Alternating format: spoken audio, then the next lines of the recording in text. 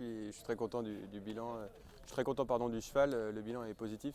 Il y a un petit regret en démarrant sur le dressage. On a été chercher beaucoup de choses, de progrès techniques sur cette phase. En travaillant fort sur cette phase, ça avance bien. Malheureusement, le cheval était assez ému. Ils ne sont pas beaucoup sortis les chevaux cette année. Ils ont eu un petit peu 1 mois et demi de confinement à cause de la rhino après la première sortie.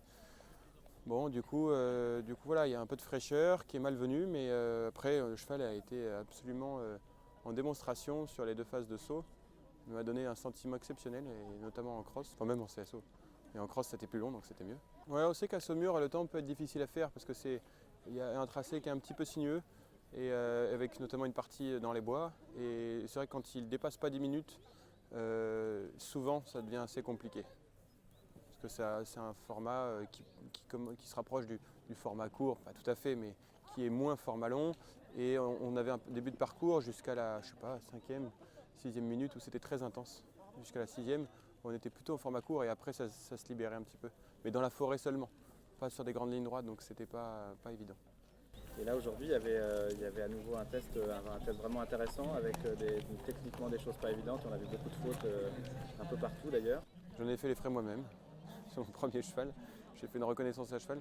D'ailleurs, le cheval n'était pas tout à fait aux ordres, l'autre cheval, mais je tiens à souligner qu'on a quand même été très pressé là, dans une organisation qui ne nous a pas rendu la tâche facile en laissant la reconnaissance que pendant notre détente et non pas une demi-heure avant, comme c'est souvent le cas. Donc ça a tous été assez perturbé au début. Puis après, les chevaux, on a quand même pu voir que les chevaux qui passaient dans la deuxième partie d'épreuve, qui avaient une détente plus normale, étaient quand même plus à l'aise, même si le test était à la hauteur des attentes, pour les sélectionneurs je pense.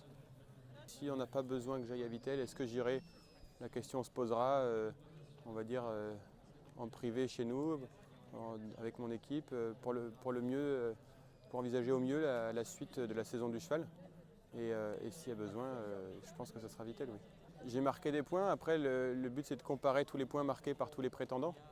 Et je crois qu'il y en a qui ont déjà marqué des beaux points. Maintenant, il faut faire les comptes.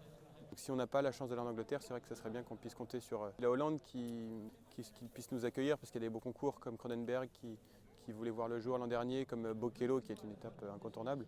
Et on a aussi des organisations qui prennent la relève magnifiquement comme Linière en France. En tout cas, on a un circuit ici que l'on peut vraiment on peut récompenser de toutes nos félicitations les organisateurs qui se démènent pour faire en sorte que l'on ait un programme. Je pense qu'ils collaborent étroitement avec le staff pour que, voilà, en ces temps de crise, on ait quand même de quoi faire au mieux ceux qui préparent nos chevaux, enfin le minimum vital pour faire évoluer les chevaux de tête.